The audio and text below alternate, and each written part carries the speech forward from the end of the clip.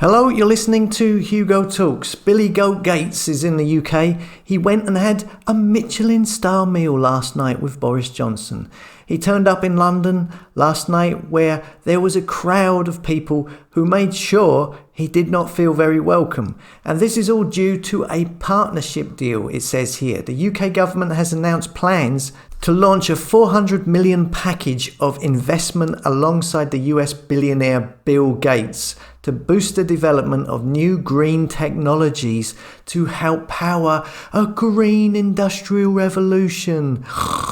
So when they say green technologies, they are talking about the digital prison they are hoping to coerce everyone into. That will track and trace and monitor everything you do and measure your reactions, measure your energy usage and cut you off if you use too much.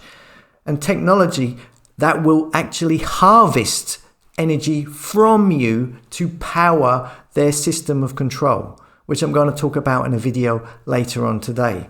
So now Bill Gates is in a financial partnership with the UK government. Is there anybody he isn't in a financial agreement with?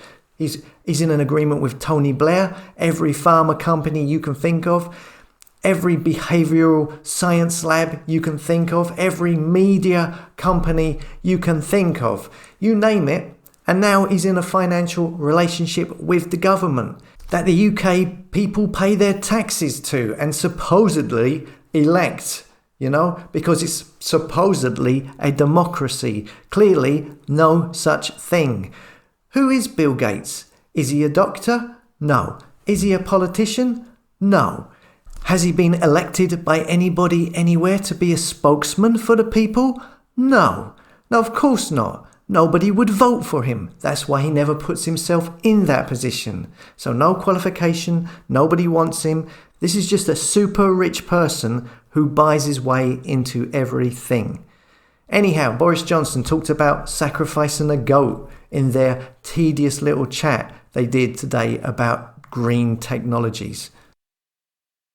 And look at what the UK has done with coal-fired power stations. It's a big problem around the world. I'm massively sympathetic to countries that are still relying on coal, but there are alternatives. Wind is not a commodity that is restricted to the UK. There are plenty of. I know it hasn't been a particularly windy year, but we must propitiate Aeolus, the god of winds, and sacrifice a goat or something and get it. But lots of goats in a humane way, obviously. But Bill, thinking about the IEA report, you were nodding your head there. You've already outlined the four. Yeah, that's the only interesting bit in the whole thing. Everything else is the same old crap, which is their excuse to bring in a digital control grid infrastructure that will measure everything you do whilst harvesting energy from your activities.